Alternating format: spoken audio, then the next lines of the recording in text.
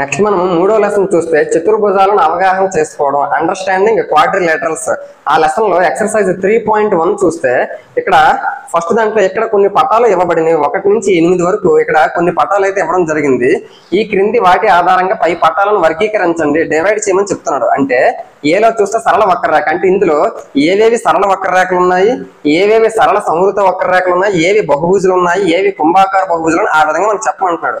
సరళ వక్రరేఖ మనకి వక్రరేఖ అన్నాడు అని చెప్పేసి మనకి ఈ విధంగానే ఉండాలి అని లేదు. మనకి ఏదైతే స్ట్రైట్ లైన్ ఉంటుందో దాన్ని కూడా మనం వక్రంగానే భావించవచ్చు. కాబట్టి మనకి సరళ వక్రరేఖ 1 అవుతుంది, అలాగే 2 అవుతుంది. మనకి ఇది అవ్వదు, ఇది కూడా అవ్వదు. నెక్స్ట్ ఇక్కడ 5 అవుతుంది, ఎందుకు వక్రరేఖలుగా ఉంది. 6 అవుతుంది, అలాగే 7 కూడా అవుతుంది. అక్కడ ఆ విధంగా 1, 2 మనకి 5, 6, 7 అనేవి సరళ వక్రరేఖలు అవుతాయి. నెక్స్ట్ డి చూస్తే సరళ సమృత వక్రరేఖ. సమృతము అంటే క్లోజ్ అయి ఉండాలి అని అంటున్నాడు. ఇక్కడ వక్రరేఖలుగా ఉన్నాయి, అలాగే క్లోజ్ అయి ఉందా లేదా, కాబట్టి ఇది అవుతుంది. ఇది కూడా వక్రరేఖలుగానే ఉన్నాయి, అలాగే క్లోజ్ అయి కూడా ఉంది. నెక్స్ట్ ఇది నెక్స్ట్ చూస్తే ఇక్కడ 3, 4 అవ్వవు. నెక్స్ట్ 5 కూడా ఇక్కడ క్లోజ్ అయి ఉందా లేదా, ఇది కూడా క్లోజ్ అయింది, కాబట్టి సరళ సమృత వక్రరేఖ అవుతుంది. నెక్స్ట్ 6th కూడా అవుతుంది, 7th కూడా అవుతుంది. ఇవన్నీ క్లోజ్ చేసి ఉన్నాయి కాబట్టి ఇక్కడ చూస్తే ఇవి క్లోజ్ చేసి ఉన్నాయి, కానీ ఇక్కడ చూస్తే ఇది ఓపెన్ గా ఉంది, కాబట్టి ఇది ఈ విధంగా ఉంది, మనకు అవ్వవు, కాబట్టి వదిలేయండి. నెక్స్ట్ సి చూస్తే బహుభుజి. బహుభుజి అంటే మనకి ఎక్కువ భుజాలతో కలిసి ఉండేది మనకి బహుభుజి ఏర్పాటు అవుతుంది. ఇక్కడ చూస్తే 1 అనేది మనకి బహుభుజి అవుతుంది. 2 కూడా మనకి భుజాలతో ఏర్పాటు అయింది కాబట్టి 2 కూడా మనకి బహుభుజి అవుతుంది. నెక్స్ట్ ఆ 2 మాత్రమే మనకి బహుభుజులు అవుతాయి. ఎందుకు, ఇందులో ఈ 2 భుజాల్లాగా ఉన్నా కూడా ఇవి కర్వ్డ్ లాగా ఉన్నాయి, కాబట్టి ఇటువంటి సందర్భంలో ఇవి మనకి బహుభుజులు అవ్వవు. నెక్స్ట్ డి చూస్తే కుంభాకార బహుభుజి, కాన్వెక్స్ పాలిగన్ గా మనం చెప్పొచ్చు. కుంభాకార అంటే మనకి ఏదైతే ఉందో అందు లోపల ఉన్న అంతర్కోణాలు అన్ని కూడా 180 డిగ్రీల కంటే తక్కువే ఉండాలి. ఇక్కడ చూస్తే మనకి ఇది ఏదైతే ఉందో ఇది లోపల అంతర్కోణము 180 డిగ్రీల కంటే ఎక్కువ ఉంటది, కాబట్టి ఇది మనకి కుంభాకార బహుభుజి అవ్వదు, పుటాకార బహుభుజి అవుతుంది. కాబట్టి ఈకి ఒకటే ఉంటుంది, ఏది అదొకటే ఉంటుంది, మిగిలినవన్నీ చూస్తే ఎక్కడా కూడా మనకి అవ్వవు. నెక్స్ట్ కుంభాకార బహుభుజికి వచ్చేసరికి లోపల ప్రతి కోణము కూడా 180 కంటే తక్కువే ఉండాలి. ఏ ఒక్క కోణం నీకు 180 డిగ్రీల కంటే ఎక్కువ ఉన్నా కూడా అది నీకు అయ్యే సందర్భం అయితే కాదు. ప్రతి కోణము 180 కంటే తక్కువ ఉన్నప్పుడే అది నీకు కుంభాకార బహుభుజి అవుతుంది. కాబట్టి నీకు 2 అనేది కుంభాకార బహుభుజి అవుతుంది. ఆ విధంగా మనం సపరేషన్ అనేది చేయవలసిన అవసరం అయితే ఉంటది. నెక్స్ట్ మనకి సెకండ్ చూస్తే ఈ క్రింది ప్రతి పటం ఎన్ని కర్ణాలను కలిగి ఉంటుంది, డయాగోనల్స్ ఎన్ని ఉంటాయని మనకు అడుగుతున్నాడు. అందులో ఫస్ట్ చూస్తే ఒక కుంభాకార చతుర్భుజము, కాన్వెక్స్ క్వాడ్రిలేటరల్ అంటున్నాడు. మనకి చతుర్భుజం, కుంభాకార చతుర్భుజం ఈ విధంగా ఉంటుంది. కుంభాకారం అన్నాడంటే లోపల అంతర్కోణాలు అన్ని కూడా 180 డిగ్రీల కంటే ఖచ్చితంగా ప్రతి అంతర్కోణం 180 కంటే తక్కువ ఉండాలి. ఏ ఒక్క అంతర్కోణం 180 కంటే ఎక్కువ ఉన్నా కూడా, ఇప్పుడు సపోజ్ ఇది చూడండి, ఈ విధంగా ఉంటే నీకు ఇది 4 భుజాలతో ఏర్పాటు అయ్యింది, కానీ ఇది నీకు కుంభాకార చతుర్భుజం అయితే అవ్వదు. ఎందుకు, ఇక్కడ నీకు కోణం 180 డిగ్రీల కంటే ఎక్కువ ఉంటుంది, కాబట్టి ఇటువంటి వాటిని తీసుకోకుండా వాడు కుంభాకారం అని అన్నాడు. ఇంతకు ముందు నేను ఏదైతే ఇక్కడ వేసానో అది పుటాకారం, కాన్కేవ్ అవుతుంది, కాన్కేవ్ క్వాడ్రిలేటరల్ అవుతుంది. ఇప్పుడు ఈ విధంగా నేను తీసుకున్నాను. దీని కర్ణాలు ఎన్ని, కర్ణం అంటే ఏంటి, ఎదుటి శీర్షాలను కలపగా ఏర్పడే రేఖాఖండాన్ని కర్ణం అని అంటాము. కాబట్టి ఇదొకటి అంటే ఒక చతుర్భుజంకి వచ్చేసరికి ఎన్ని కర్ణాలు గీయగలిగాము, 2 కర్ణాలు. నెక్స్ట్ ఇది 2 కర్ణాలు. క్రమషడ్భుజి అంటే ఏంటి, 6 భుజాలు సమానంగా ఉండేటటువంటి బహుభుజినే మనం క్రమషడ్భుజిగా చెప్తాం. ఇప్పుడు దీనికి ఎన్ని కర్ణాలు మనం గీస్తామో చెప్తాం. కొంచెం కష్టంగానే ఉంటుంది, కానీ ఒకటి ట్రై చేద్దాం. ఫస్ట్ దీని నుంచి స్టార్ట్ చేస్తే దీనికి పక్కన అంటే ఎడ్జసెంట్ పక్కన ఉన్న శీర్షాల వదలగా మిగిలిన వాటిని కలిపితే అవే కర్ణాలు అవుతాయి. 1, 2, 3 అంటే ఈ 2 వదిలేవాలి. ఇప్పుడు దీన్ని స్టార్ట్ చేస్తాం అనుకో, ఈ 2 వదలగా మిగిలినవి 4, 5, 6. ఇప్పుడు దీంతో స్టార్ట్ చేయాలి, అంటే ఈ 2 వదిలేవాలి. దీంతో ఆల్రెడీ నువ్వు చేస్తావు, 6 అయ్యే కదా, 7, 8. ఇప్పుడు దీంతో ఈ 2 వదిలేవాలి, 9. ఆ విధంగా అన్ని కూడా మనం టచ్ చేస్తే ఓవరాల్ గా నీకు ఎన్ని కర్ణాలు వచ్చాయంటే 9 కర్ణాలు వచ్చాయి. మరి ఈ విధంగా మనం వేసుకుంటూ వెళ్ళడం అనేది కష్టం, కాబట్టి దీనికి మనకి ఫార్ములా అనేది ఉంది. అంటే నీకు అక్కడ చతుర్భుజం ఇవ్వని, త్రిభుజం ఇవ్వని, లేకపోతే పంచభుజి ఇవ్వని, షడ్భుజి ఇవ్వని, ఏది ఇచ్చినా కూడా కర్ణాల సంఖ్యకి ఫార్ములా n × n - 3/2. ఇది మనకి ఫార్ములాగా మనం చెప్పొచ్చు. ఫర్ ఎగ్జాంపుల్ దీన్ని ఈ ఫార్ములాలో ప్రతిక్షేపించి టెస్టింగ్ చేస్తాను, ఈ ఫార్ములా కరెక్టా రాంగ్ అని. ఇక్కడ మనకి ఇక్కడ n అంటే ఏంటంటే వాడు నీకు ఏదైతే అడిగాడో దాని తాలూకా భుజాల సంఖ్య. n అంటే ఇక్కడ చతుర్భుజం అంటే 4 భుజాలు, కాబట్టి n ప్లస్ లో 4, 4 - 3 అంటే 1/2, 2 1s 2 2s అంటే ఫైనల్ ఆన్సర్ ఏమొచ్చింది, 2 వచ్చింది. అంటే ఇందులో ఉండే కర్ణాలు 2 అనే విషయం మనకు తెలిసింది. ఇప్పుడు దీనికి చూద్దాం. మనకి n ప్లస్ లో ఏమయ్యాలి, షడ్భుజి అన్నాడు కాబట్టి 6 భుజాలు వేయాలి, అంటే 6 వేయాలి. ఇక్కడ 6 ఇంటూ 6 - 3 అంటే 3/2. 2 1s 2 3s 3 × 3 ఏమొచ్చింది 9. కాబట్టి ఇంతకుముందు మనం ట్రై చేస్తే మనకి 9 కర్ణాలే వచ్చాయి. ఆ విధంగా నీకు ఏది అడిగినా కూడా మనకి కర్ణాల సంఖ్య కనుక్కోవడానికి ఫార్ములా ఏమైనా ఉన్నది అంటే అది n × n - 3/2గా మనం చెప్పొచ్చు. నెక్స్ట్ మన క్రమ షడ్భుజికి ఎన్ని ఉన్నాయి ఇప్పుడే మనం కనుక్కున్నాము 9. త్రిభుజంకి వచ్చేసరికి త్రిభుజంలో మనం యాక్చువల్గా ఒక ట్రయాంగిల్ మనం వేస్తే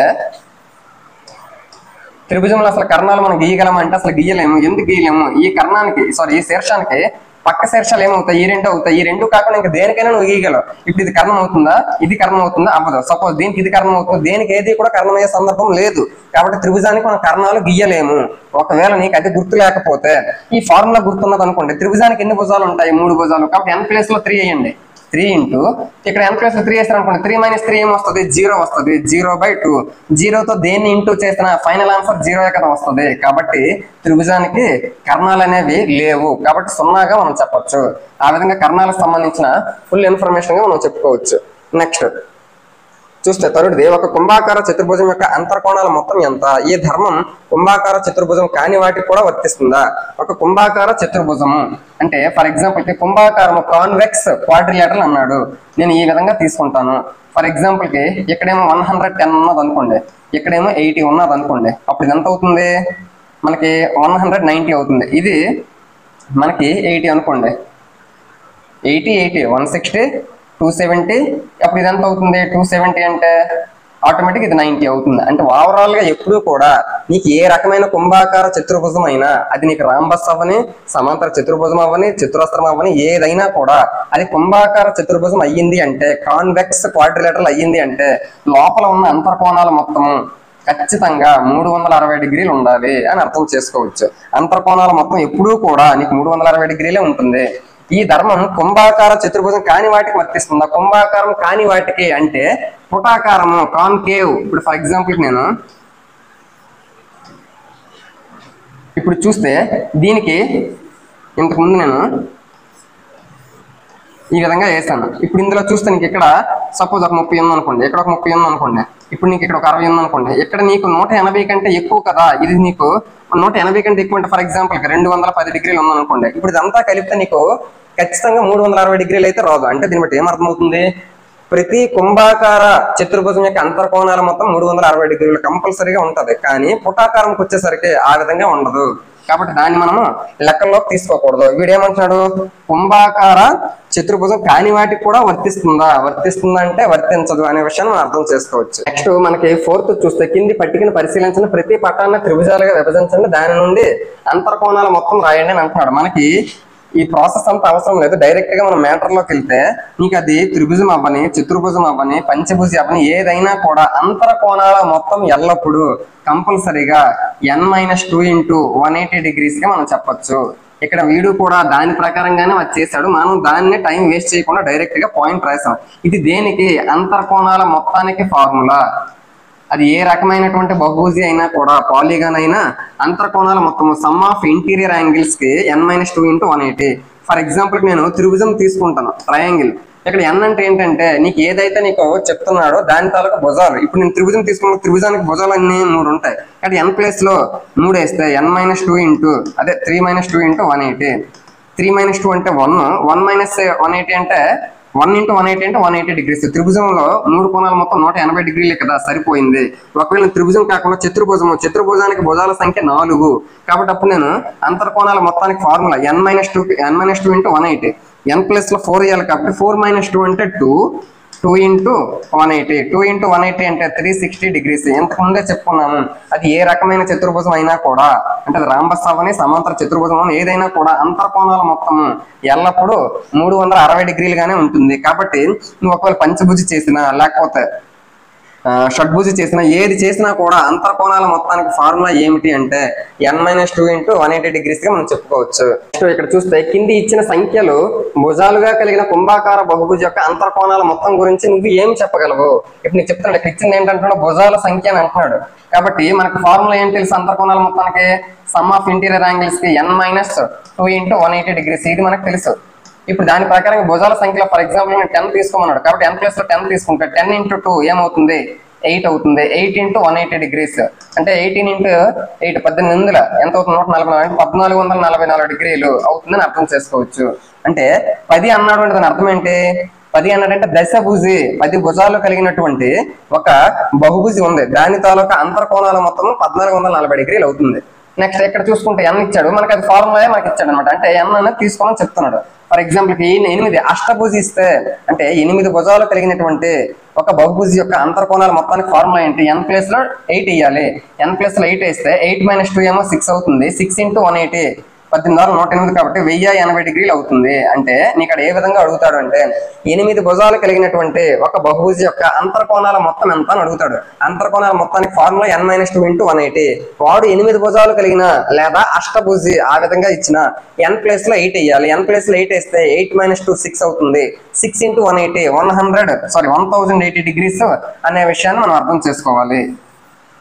నెక్స్ట్ క్రమ బహుభుజి అనగా ఏమి? కింది సంఖ్యల భుజాలుగా కలిగిన క్రమ బహుభుజి యొక్క పేర్లు చెప్పండి అని అంటున్నాడు. 4 భుజాలు కలిగి ఉంటే అది క్వాడ్రిలేటరల్ చతుర్భుజం అవుతుంది. 6 భుజాలు కలిగి ఉంటే అటువంటి బహుభుజిని మనము షడ్భుజిగా మనం చెప్తాము, హెక్సాగాన్.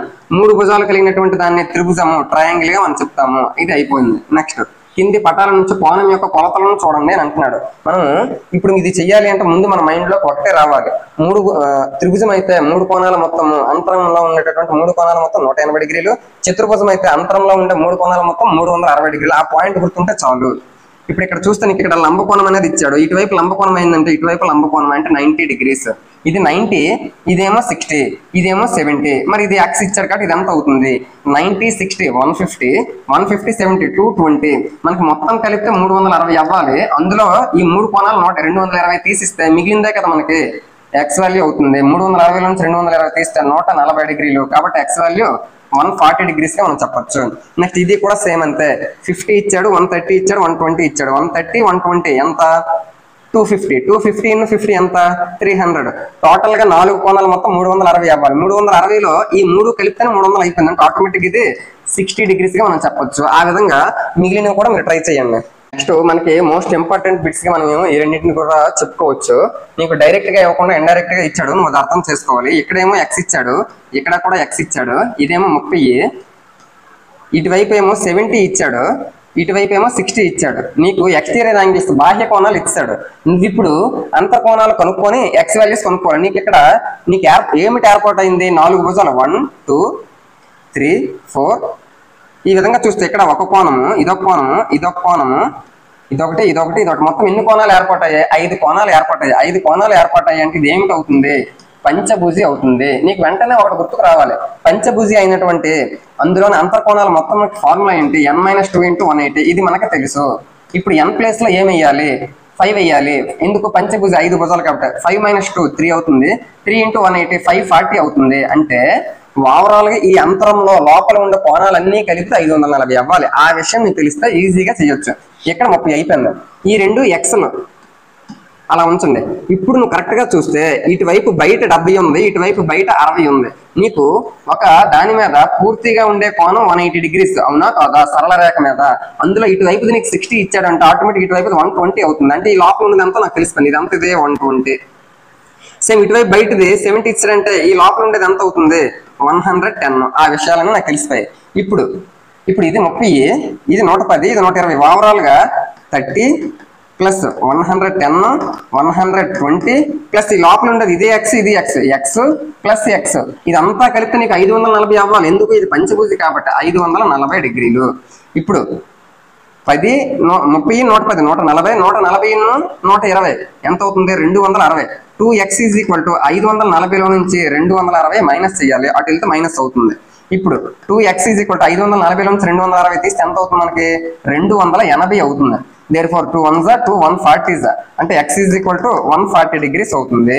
ఇప్పుడు ఇది 140 డిగ్రీస్, ఇది కూడా 140 డిగ్రీస్. ఇప్పుడు లోపల ఉన్నవన్నీ కలిపితే నీకు ఇది పంచభుజి కాబట్టి 540 డిగ్రీలు అవుతుంది. అంటే నువ్వు తెలుసుకోవాల్సిన పాయింట్ ఏంటి? ఇది పంచభుజి అనే పాయింట్ నీకు తెలియాలి.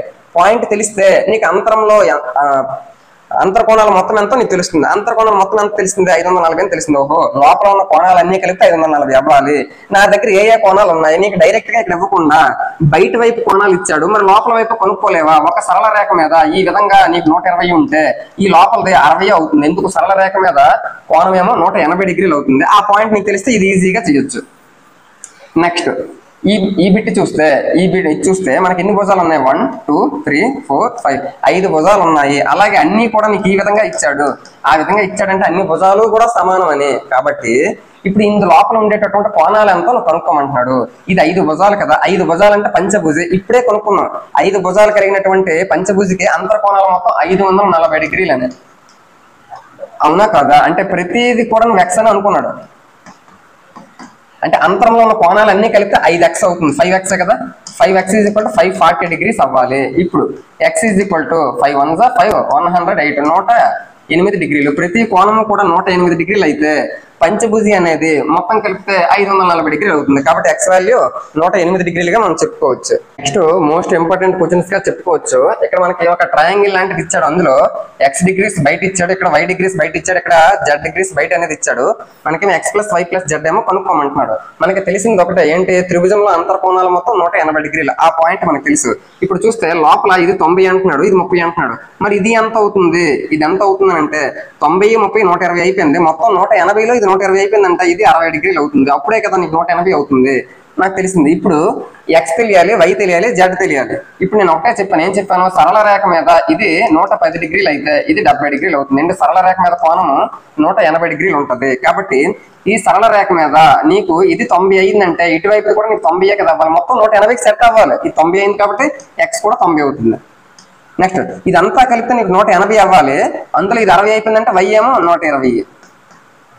నెక్స్ట్ ఇదంతా కలిపితే నీకు 180 అవ్వాలి. అందులో ఇది 30 అయిపోయిందంటే z ఏమో 150. ఆ విధంగా 180కి సెట్ అయ్యేటట్టు చూసుకోవాలి. ఇప్పుడు x + y + z అన్నాడు.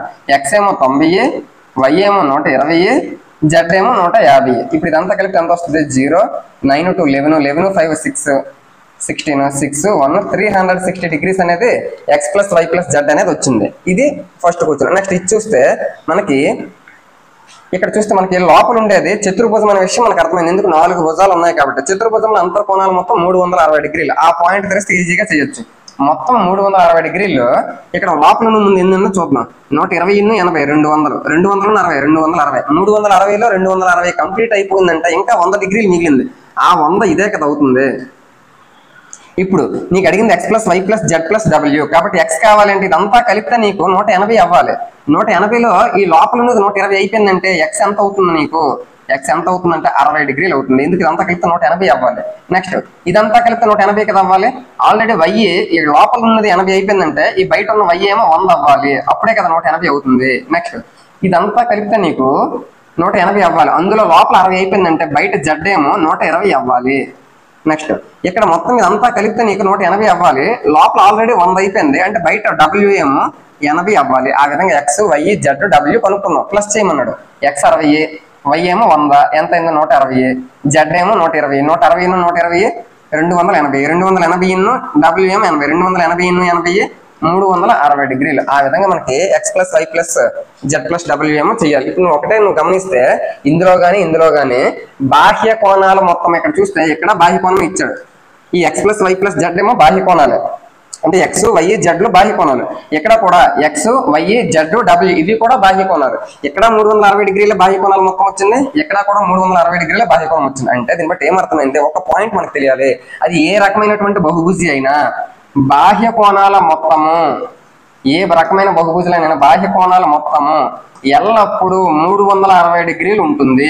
ఈ పాయింట్ మనకు తెలియాలి. ఆ పాయింట్ తెలియడం కోసమే నీకు 2 క్వశ్చన్లు కూడా ఇవ్వడం జరిగింది. బాహ్య కోణాల మొత్తము అది త్రిభుజమైన చతుర్భుజమైన ఏదైనా కూడా బాహ్య కోణాల మొత్తము సమ్ ఆఫ్ ఎక్స్టీరియర్ యాంగిల్స్ 360 డిగ్రీలు ఉండాలి. నెక్స్ట్ ఎక్సర్సైజ్ 3.2 చూస్తే కింది పటాల నుండి x విలువను కనుగొనండి అని అంటున్నాడు. మనకి ఈ విధంగా పటం అయితే ఇవ్వడం జరిగింది. x వాల్యూ ఏమో ఇక్కడ ఇచ్చాడు. నువ్వు దీన్ని 2 రకాలుగా చేయొచ్చు. ఇంతకు ముందు ఏదైతే నేను ఒక పాయింట్ చెప్పానో బాహ్య కోణాల మొత్తం 360 డిగ్రీలు ఆ పాయింట్ ప్రకారంగా చేయొచ్చు. లేదు ఒకవేళ నాకు అది గుర్తుకు రాలేదు అని అనిపిస్తే నువ్వేం చెయ్యాలి? మామూలుగా అయితే ఏం చేస్తాము? ఇదంతా కలిపితే నీకు సరళ రేఖ కాబట్టి 180 అవ్వాలి. 180లో ఇది బయటది 125 అయిపోయిందంటే దాని అర్థం ఏంటి, లోపల ఉన్నది 55 డిగ్రీలు. అవునా కాదా? నెక్స్ట్ ఇప్పుడు ఇది చూస్తే ఇదంతా కలిపితే నీకు ఒకసారి ఉంచండి, ఇది అలా ఉంటుంది. నెక్స్ట్ ఇదంతా కలిపితే నీకు 180 అవ్వాలి అంటే ఇది 125 అయిపోయింది బయటది. మరి లోపల ఎంత అవుతుంది, 55 అవుతుంది. మరి ఈ లోపల ఉన్న అంతర్కోణాలు మొత్తం త్రిభుజంలో 180 డిగ్రీలు. అవునా కాదా? మరి 180లో 55 110 డిగ్రీలు అయిపోయింది. 180లో 110 అయిపోయిందంటే లోపల ఉన్నది ఎంత అవుతుంది, 70 అవుతుంది కదా. ఇప్పుడు ఇదంతా కలిపితే 180 అవ్వాలి. లోపల ఉన్నది 70 అయిపోయిందంటే బయట ఉన్నది ఎంత అవ్వాలి, 110 డిగ్రీలు అవ్వాలి. అంటే ఎక్స్ వాల్యూ 110. ఇది మనకి నార్మల్ గా బాహ్య కోణాలు మొత్తం 360 డిగ్రీలు. దాని ప్రకారంగా చేయలేని సందర్భంలో ఈ విధంగా మనం చేయాలి. అంతర్కోణాలు మొత్తం 180 డిగ్రీలు కాబట్టి. లేదు ఒకవేళ నాకు డైరెక్ట్ గా బాహ్య కోణాలు మొత్తము 360 డిగ్రీలు ఆ పాయింట్ నీకు గుర్తుంటే, బాహ్య కోణాలు ఏమేమి ఇచ్చాడు, ఇక్కడ 125 ఇచ్చాడు, ఇక్కడ కూడా 125 ఇచ్చాడు. అంటే ఇది 125 ఇది 125 అంటే 125 250 అంటే మొత్తం 360లో 250 డిగ్రీలు బాహ్య కోణాలు కదా. ఈ రెండు నువ్వు తీసిస్తే మిగిలింది ఇదే కదా అవుతుంది. కాబట్టి 110 డిగ్రీలు వస్తుంది. ఆ విధంగా చేసిన అదే వస్తుంది. ఈ విధంగా లోపల అంతర్కోణాలు మొత్తం 180 అనుకుని చేసుకుంటే ఎక్కువ టైం అయితే పడుతుంది. అది మనకి తెలియాల్సింది. నెక్స్ట్ ఇక్కడ చూస్తే 1 2 3 4 5 5 భుజాలు కలిగినటువంటి పంచభుజి పెంటాగాన్ ఇచ్చాడు. దీని ప్రకారంగా ఇంతకు ముందు అంతర్కోణాల మొత్తము మనకి పంచభుజుల అంతర్కోణాలు మొత్తం 540 డిగ్రీలు అవ్వాలి. అందులో ఇప్పుడు నువ్వు విడివిడిగా ప్రతి దానికి అంతర్కోణాలు చేసుకున్నా ఎక్స్ వాల్యూ నీకు డైరెక్ట్ గా వస్తుంది. అంటే చేసుకుంటే ఇంతకు ముందులాగా అంతర్కోణాల ప్రకారంగా.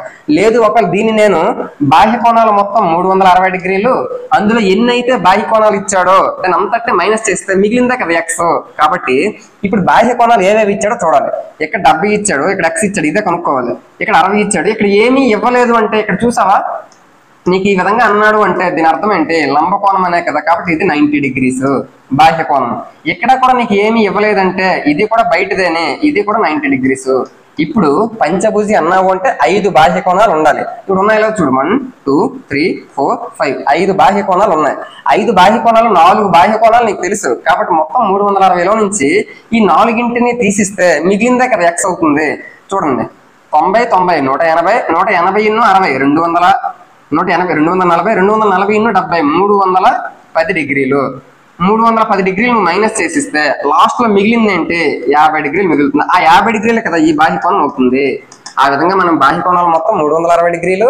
మనం ఈ విధంగా మొత్తం బాహ్య కోణాలన్నింటినీ మైనస్ చేస్తే వాడు ఏదైతే అడుగుతాడో అదే మనకు ఆన్సర్ అవుతుంది. లేదు ఒకవేళ అంతర్కోణాలు మొత్తం 540 డిగ్రీలు కాబట్టి ఇది 90 అయింది కదా, ఇది కూడా 90 అవుతుంది. ఇది 60 అయింది కదా, ఇదంతా కలిపితే 120 అవ్వాలి. 120 60 అయిపోయిందంటే 180 ఇదంతా కలిపితే 160 అవ్వాలి. 180 అవ్వాలి. 180 60 అయిపోయిందంటే ఇది 120, ఇది 90. ఇది మనకు తెలియదు, ప్రస్తుతానికి అలా ఉంచండి. నెక్స్ట్ ఇదంతా కలిపితే నీకు ఎంత అవ్వాలి, ఇదంతా కలిపితే 180 అవ్వాలి. 180 ఇది 70 అయిపోయిందంటే ఇది 110. ఆ విధంగా వీటన్నిటిని కలుపుకున్నా కూడా ఇది నాకు తెలియదు, ఆ విధంగా ఉంచాను. ఇప్పుడు ఇదంతా కలిపితే నీకు 180 అవ్వాలి. ఇప్పుడు చూస్తే అంతర్కోణాలు మొత్తం కలిపి 540 అవ్వాలి. 540లో లోపల నువ్వు చూడు 110 90 200 200 120 320 320 90 410. 540లో నుంచి 410 తీసిస్తే లోపల ఉన్న అంతర్కోణం వస్తుంది. ఎంత వస్తుంది, 130 వస్తుంది. ఈ లోపల ఉన్నదేమో 130. అంటే ఇది మొత్తం 180 అయితే ఈ లోపల ఉన్నది 130 అయిపోయింది. అంటే ఆటోమేటిక్ గా బయటది ఎంత అవుతుంది, 50 డిగ్రీలు అవుతుంది. సేమ్ అంతర్కోణాల ప్రకారంగా చేసుకుని అదే వస్తుంది. కాకపోతే ఎక్కువ టైం పడుతుంది. ఆ పాయింట్ మీకు తెలియాలి. నెక్స్ట్ సెకండ్ చూస్తే కింది భుజాలు కలిగిన క్రమ బహుభుజి యొక్క ప్రతి బాహ్య కోణం కొలతను కనుక్కోనండి. క్రమ బహుభుజి అని అన్నాడు. మనకి ఇది కొంచెం ఇంపార్టెంట్ గానే మనం చెప్పుకోవచ్చు. సెకండ్ది వాడు ఏమంటున్నాడు, క్రమ బహుభుజి అంటే ప్రతి భుజము సమానము అని అంటున్నాడు. ఫర్ ఎగ్జాంపుల్ కి 4 భుజాలు సమానంగా కలిగినటువంటి చిత్రాస్త్రం తీసుకున్నప్పుడు వాటి తలకు ఈ భుజాన్ని పొడిగిస్తే ఇక్కడ ఒకటి వస్తుంది, ఈ భుజాన్ని పొడిగిస్తే ఇక్కడ ఒకటి వస్తుంది, సేమ్ ఈ భుజాన్ని పొడిగిస్తే ఇక్కడ ఒకటి, ఈ విధంగా మనకి వస్తుంటాయి కదా బాహ్య కోణాలు. వీటి తలకు మొత్తం ఎంత అవ్వాలి మనకి 360 డిగ్రీలు. అందులో నువ్వు కరెక్ట్ గా చూస్తే ప్రతి కోణం కూడా సమానమే. ఎందుకు, అది 4 భుజాలు సమానంగా ఉన్నటువంటి బహుభుజి కాబట్టి 4 కోణాలు కూడా సమానంగా ఉంటాయి. కాబట్టి ఎన్ని కోణాలు ఏర్పడ్డాయి, 4 కోణాలు. కాబట్టి బై 4 చేస్తే ఒక్కొక్క కోణం ఎంతో నీకు తెలుస్తుంది. ఒక్కొక్క కోణము ఇది 90 డిగ్రీలు 90 90 90 4 90లు 360 సరిపోయింది. ఆ విధంగానే ఇది మనం చెయ్యాలి. మనకి క్రమ బహుభుజి క్రమ రెగ్యులర్ పాలిగాన్ అన్నాడు అంటే మనం ఒక కొంచెం దృష్టి ఎక్కువ పెట్టాలి. 9 భుజాలు కలిగినటువంటి బహుభుజి యొక్క ప్రతి బాహ్య కోణము మనకి బాహ్య కోణాలు మొత్తం 360 డిగ్రీలు. దాన్ని అక్కడ ఉన్న భుజాలతో మనం భాగిస్తే ఒక్కొక్క బాహ్య కోణం ఎంతో మనకు తెలుస్తుంది. అక్కడ ఉన్న భుజాలు ఎన్ని? ఫస్ట్ది 9. కాబట్టి 360/9 అంటే 9 1 9 4 కదా, అంటే 40 డిగ్రీలు. అంటే 9 భుజాలు కలిగినటువంటి ఒక క్రమ బహుభుజి యొక్క ప్రతి బాహ్య కోణము 40 డిగ్రీలు అనే విషయం మనం గుర్తుంచుకోవాలి. నెక్స్ట్ 15 భుజాలు కలిగినటువంటి ఒక క్రమ బహుభుజి యొక్క ఒక్కొక్క బాహ్య కోణం విలువ మొత్తం కలిపితే 360 కదా అవ్వాలి. నువ్వు ఎన్ని భుజాలు ఉంది తీసుకో, నీకు బాహ్య కోణాలు అంతా కలిపితే 360 అవ్వాలి, అంతకంటే ఎక్కువ అవ్వదు. 360ని మొత్తం 15 భుజాలతో మనం భాగిస్తే 15 రెళ్ళ 30 ఇంకా 6 15 4 60 అంటే ప్రతి కోణము ఎంత వస్తుంది? 24 డిగ్రీలు వస్తుంది. కాబట్టి మనకి క్రమ బహుభుజి యొక్క ఒక్కొక్క బాహ్య కోణం తాలూకా విలువకి ఫార్ములా ఏంటి? 360 డిగ్రీస్ బై ఎన్. ఇక్కడ ఎన్ అంటే ఏమిటి, అందులో ఎన్ని భుజాలు అయితే అడుగుతాడో అది ఎన్ వాల్యూగా మనం చెప్పొచ్చు. ఒకవేళ చిత్రాస్త్రం అన్నాడు అని అనుకో, అంటే 4 భుజాలు కాబట్టి 4 వేసాం అనుకో, ఒక్కొక్క భుజం 90 డిగ్రీలు. చిత్రాస్త్రం బాహ్య కోణం కూడా 90 డిగ్రీలే ఉంటది. కాబట్టి నెక్స్ట్ ఒకవేళ 5 భుజాలు కలిగినటువంటి క్రమ పంచభుజి దాని తాలూకా బాహ్య కోణం అన్నాడు అనుకోండి, అప్పుడు ఇక్కడ n ప్లస్ లో మనం పంచభుజి అన్నాడు కాబట్టి పెంటాగాన్ 5 వేయాలి. అప్పుడు వేస్తే ఏమొస్తుంది? 5 7 5 2 72 డిగ్రీస్ ఒక్కొక్క కోణం 72 బాహ్య కోణం అవుతుంది. ఆ విధంగా మనం 360/n అనే ఫార్ములాని ఉపయోగించుకోవచ్చు. నెక్స్ట్ మూడోది చూస్తే ఒక క్రమ బహుభుజి యొక్క ప్రతి బాహ్య కోణం కొలత 24 డిగ్రీలు అయితే ఆ క్రమ బహుభుజి యొక్క భుజాల సంఖ్యను కనుక్కోండి. ఇప్పుడు రివర్స్ లో నీకు అడుగుతున్నాడు అంటే నీకు 360 డిగ్రీస్ బై ఎన్ ఇది నీకు తెలుసు. ఏమిటి తెలుసు? ఒక్కొక్క బాహ్య కోణం విలువ కనుక్కోవడానికి నీకు ఇది ఫార్ములా తెలుసు. 360 డిగ్రీలు బాహ్య కోణాలు మొత్తం 360 డిగ్రీలని దాని తాలూకా భుజాలతో భాగిస్తే ఒక్కొక్క బాహ్య కోణం ఎంతో నీకు తెలుస్తుంది. ఈసారి నీకు ఏం చేశాడు? ఒక్కొక్క బాహ్య కోణం 24 డిగ్రీలని వాడే ఇస్తాడు. ఇప్పుడు నీకు ఆ భుజాల సంఖ్య ఎంత, ఎన్ని భుజాలు ఉంటాయి ఆ బహుభుజులను అడుగుతున్నాడు. కాబట్టి సేమ్ ఇదే చెయ్యాలి. 12 2 12 30 2 1 2 15 అంటే 15/n = ఇటువైపు 1 ఉంది, ఆ n ఇటువైపు వస్తే n = 15 అవుతుంది. అంటే 15 భుజాలు కలిగినటువంటి ఒక క్రమ బహుభుజి యొక్క ప్రతి ఒక్క బాహ్య కోణం విలువ 24 డిగ్రీలు. కాబట్టి అందులో ఎన్ని భుజాలు ఉంటాయంటే 15 భుజాలు ఉంటాయి.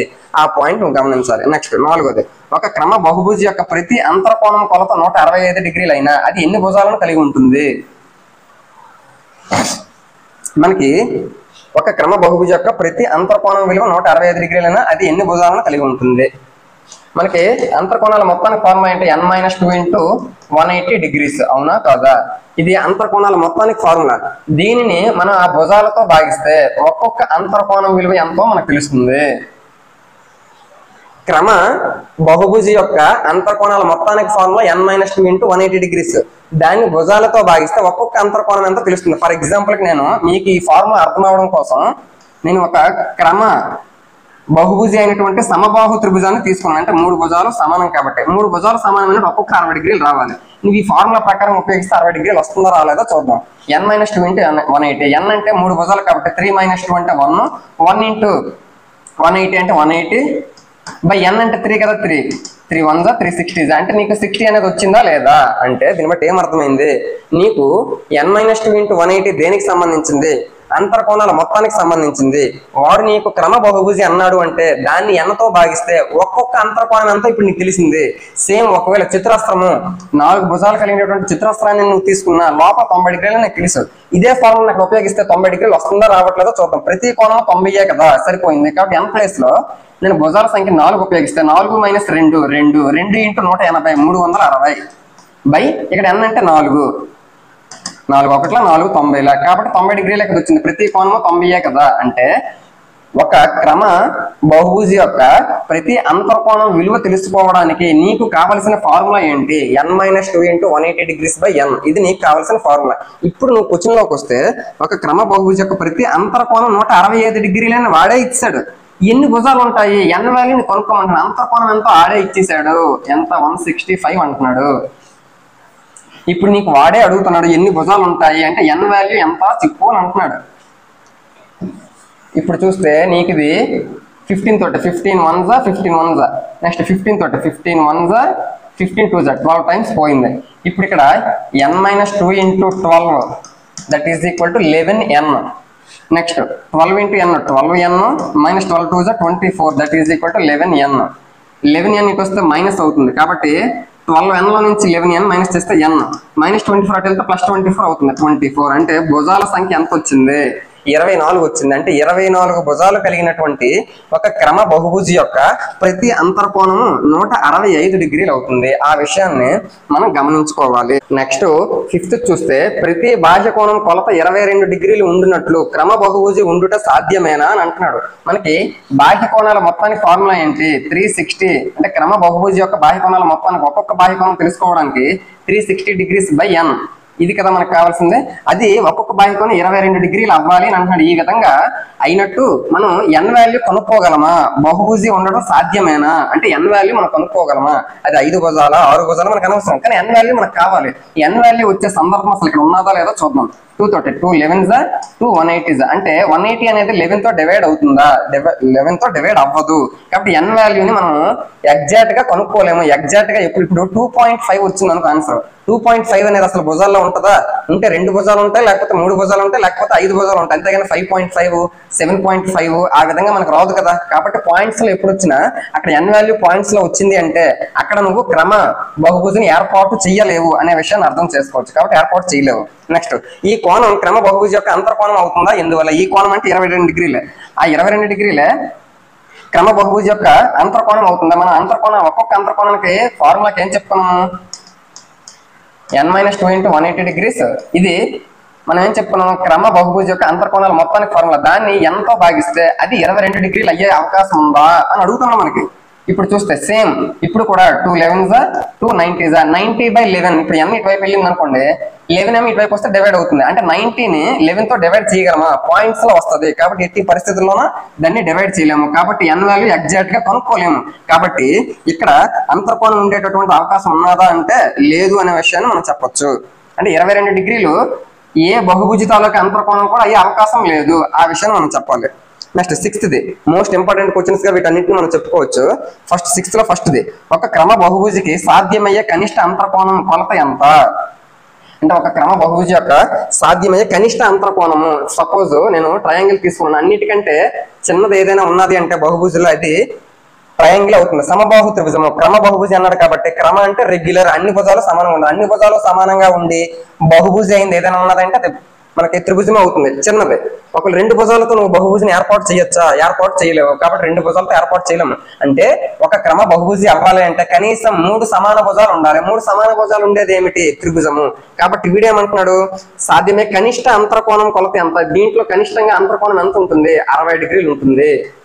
అంటే 60 డిగ్రీల కంటే అంతర్కోణం తక్కువైన సందర్భం ఇంకేదీ లేదు. ఫర్ ఎగ్జాంపుల్ నేను 4 భుజాలు కలిగినటువంటి సమాన భుజాలు కలిగిన చిత్రస్త్రం తీసుకున్నాను. ఆ చిత్రస్త్రం లోపల అంతర్కోణాలు ఎంత ఉంటాయి? 90 డిగ్రీలు ఉంటాయి. అంటే ఇక్కడ నీకు 90 డిగ్రీలు ఉంటాయి లోపల అన్ని కూడా. ఒకవేళ నేను పంచభుజి తీసుకున్నాను. పంచభుజి తీసుకుంటే క్రమ పంచభుజి ఇందు లోపల ఎంత ఉంటుందంటే 108 డిగ్రీలు ఉంటుంది. ఇందు లోపల ఎంత ఉంటుందంటే 108 డిగ్రీలు. అంటే దీన్ని బట్టి ఏమర్థమైంది? భుజాలు పెరుగుతున్న కొలది అంతర్కోణం విలువ కూడా పెరుగుతుందా లేదా? పెరుగుతుంది. కాబట్టి అన్నిటికంటే కనిష్ట అంతర్కోణం అయ్యే ఛాన్స్ ఏది ఉంది? సమబాహు త్రిభుజానికి లోపల 60 డిగ్రీలు మాత్రమే అన్నిటికంటే తక్కువ.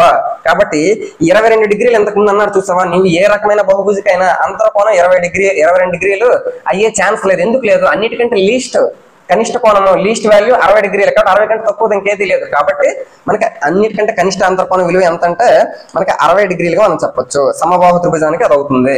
నెక్స్ట్ ఒక క్రమ బహుభుజికి సాధ్యమయ్యే గరిష్ట బాహ్య కోణం విలువ ఎంత?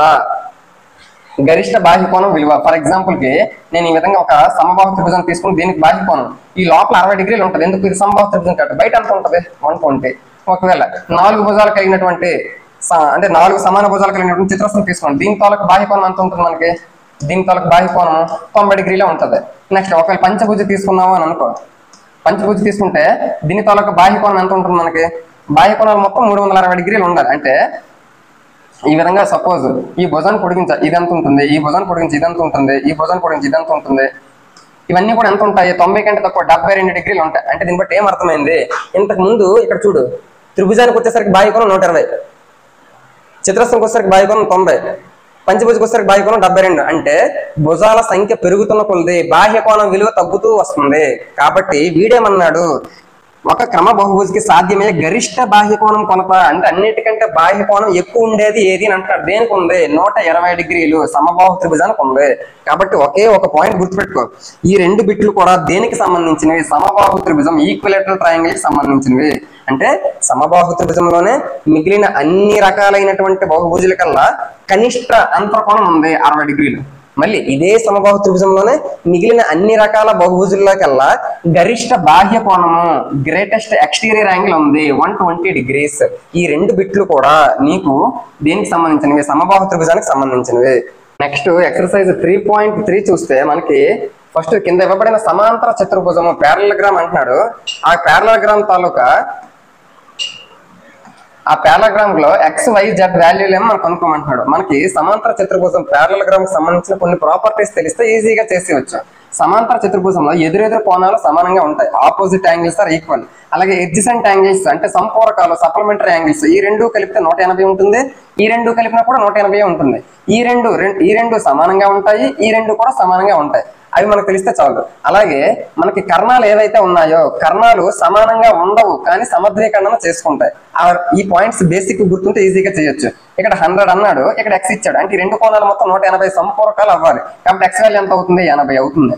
నెక్స్ట్ ఇది 100 ఇచ్చాడు, ఇక్కడ కూడా ఆపోజిట్ లో ఎదురెదురు కోణాలు సమానం కాబట్టి ఇది కూడా 100 అవుతుంది. మరి ఇది 100 అయిందంటే ఈ రెండు ఎదురెదురు కోణాలు కూడా సమానం, ఇది 80 అయితే ఇది కూడా 80 అవుతుంది.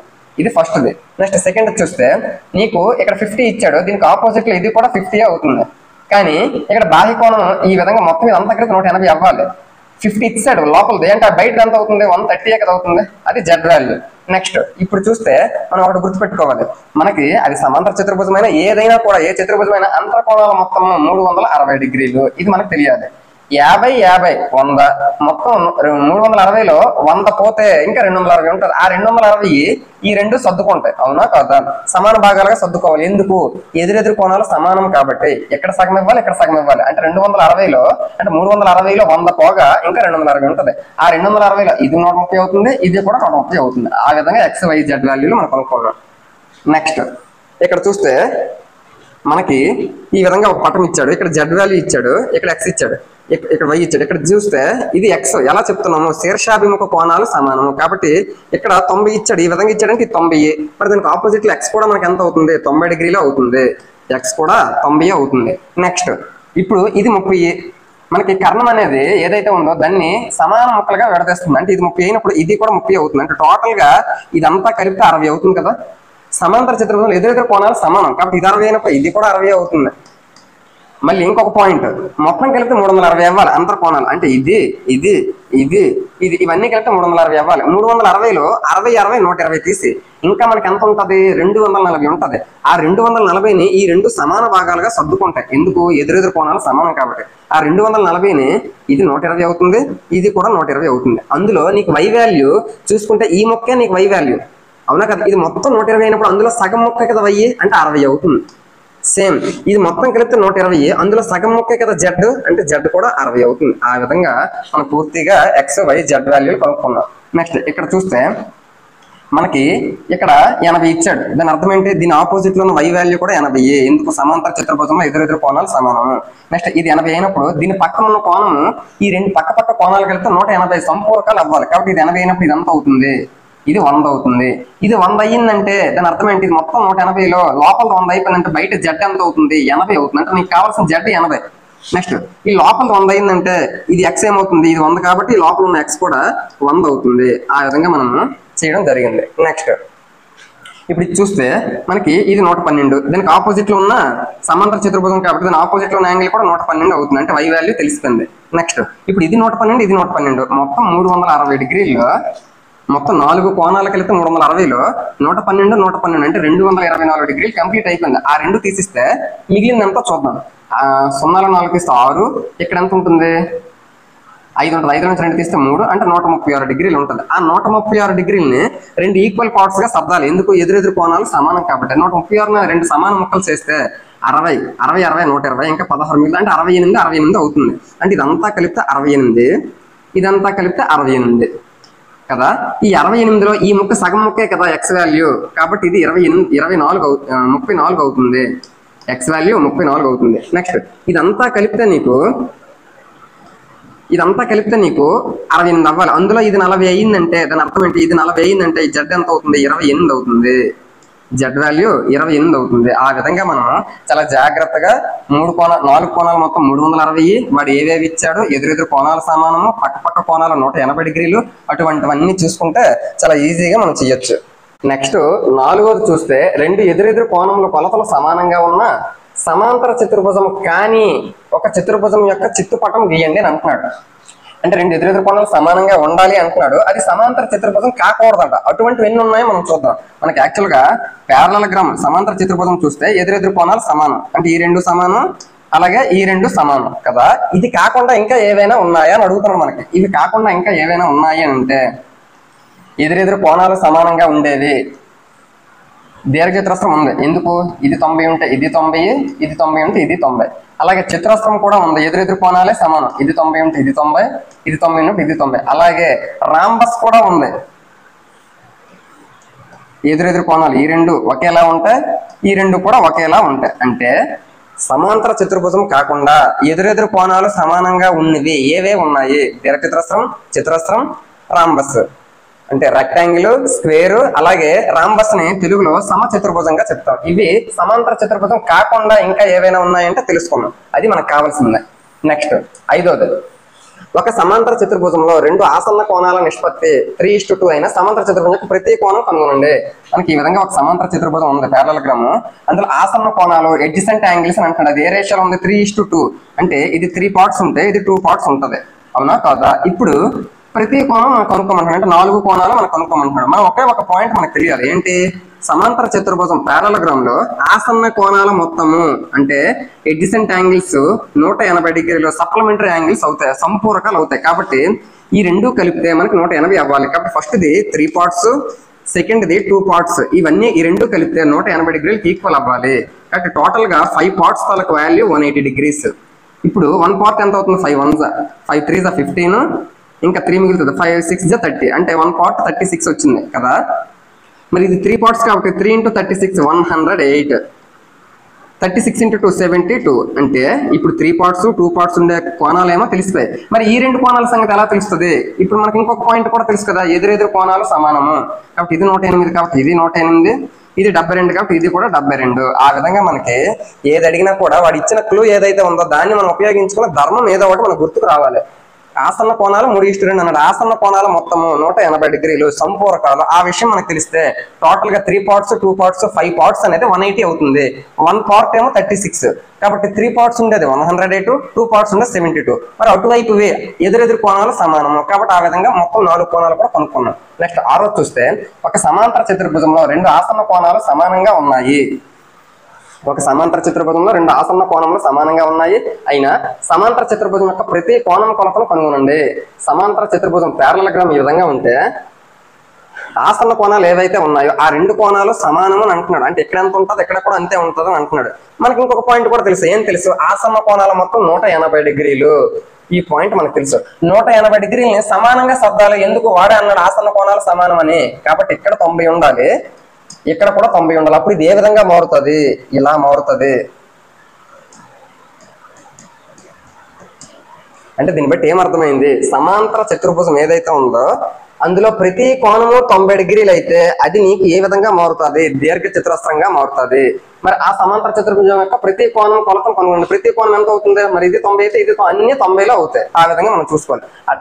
అది ఇచ్చిన దాంట్లో ఒకే ఒక పాయింట్, రెండు ఆసన్న కోణాలు సమానంగా ఉన్నాయి. ఆసన్న కోణాల మొత్తం 180 అవ్వాలి. అందులో సమానం అన్నాడు కాబట్టి ఆ దానికి 90 దీనికి 90 ఇవ్వాలి. రెండింటికి సర్దిస్తే అప్పుడు ఆటోమేటిక్ గా నీకు అన్ని దగ్గరలో కూడా 90 వేస్తే ఉంటాయి. అప్పుడు నీకు అది దీర్ఘ చతురస్రం అవుతుంది. ఆ పాయింట్ నువ్వు తెలుసుకోవాలి. నెక్స్ట్ 7వది, పక్క పట్టం HOP సమాంతర చతుర్భుజంలో X, Y మరియు Z కొలతలను కనుగొనము. వాటిని కనుగొనటంలో ఉపయోగించే ధర్మాలు తెలుపుము అని అంటున్నాడు. HOP X, Y, Z కనుక్కోవాలి. ఇదేమో Y, ఇదేమో X, ఇదేమో Z, ఇదేమో Y. ఇప్పుడు చూస్తే ఇది 40 డిగ్రీలు, ఇదేమో 70 డిగ్రీలు. మనం చూస్తే మనకి ఇప్పుడు దీన్ని కనుక్కోవడానికి అడుగుతున్నాడు. ఇది నీకు ఇచ్చింది ఏదో ఒక క్లూ ఇస్తాడు ఖచ్చితంగా, అది ఇవ్వకుండా అయితే ఉన్నాడు. ఇప్పుడు ఇక్కడ నీకు 70 ఇచ్చాడు. ఇదంతా కలిపితే నీకు 180 కదా అవ్వాలి. 180 ఇది బయటది 70 అయిపోయిందంటే లోపలతో 110. లోపలతో 110 అయిపోయిందంటే దాని ఎదురుగా ఉన్నది కూడా నీకు 110. అవునా కదా. నెక్స్ట్ ఇప్పుడు సమాంతర చతుర్భుజం ఆసన్న కోణాల మొత్తము 180 డిగ్రీలు. కాబట్టి ఈ రెండు కలిపితే 180 అవ్వాలి. 180లో 40 110 150 అయిపోయింది. అంటే ఈ ముక్క ఎంత అవుతుంది? 180లో 150 అయిపోయింది, ఇంకా 30, అంటే ఇది 30 డిగ్రీలు జడ్. నెక్స్ట్ ఇది 40 30 టోటల్ ఇదంతా కలిపితే నీకు 76 డిగ్రీలు. మరి దీనికి ఎదురుగా ఉన్న ఇది కూడా నీకు 76 డిగ్రీలే కదా అవుతుంది. మరి నువ్వు కరెక్ట్ గా చూస్తే ఇది కూడా నీకు 76 అవుతుంది. ఇది మొత్తం నీకు 76 కదా. ఆ 76లో ఇది కూడా నీకు దీని ఎదురుగా ఉన్న కోణం ఇది 36 డిగ్రీలు అవుతుంది. సేమ్ ఇది నీకు 36 తెలిసింది కదా, దానికి ఎదురుగా ఈ కోణం 36 డిగ్రీలు అవుతుంది. మొత్తం ఇంకొకసారి చూస్తే ఇది 70 కాబట్టి ఇది 110, ఇది 110 కాబట్టి ఇది 110, ఇది 110 కాబట్టి ఇటువైపు ఉండేది నీకు ఈ రెండు కలిపితే 180 అవ్వాలి. 180లో ఇది ఆల్రెడీ 40 అయిపోయింది. మొత్తం 180లో ఇది 40 110 150 అయిపోయింది. అంటే ఇది 30. ఇది 30 అయితే దీనికి ఎదురుగా ఉన్న ఈ కోణం కూడా y వాల్యూ కూడా 30. ఆ విధంగా x y z తాలూకా వాల్యూలు మనం తెలుసుకున్నాం. నెక్స్ట్ ఇందులో మనం ఒక పాయింట్ తెలుసుకోవాలి, చాలా ఇంపార్టెంట్ పాయింట్. చిన్న మిస్టేక్ అనేది ఇక్కడ జరిగింది. ఇది మొత్తం కలిపితే 70, అవునా కదా. అంటే అటువైపు ఇదంతా కలిపితే మనకి 70 అవ్వాలి. కానీ ఇందులో మనకి ఈ పార్ట్ మాత్రమే y వాల్యూ అన్నాడు. కాబట్టి y వాల్యూ మనకి 30 అనేది అవ్వదు. ఎందుకు అవ్వదో చెప్తాను.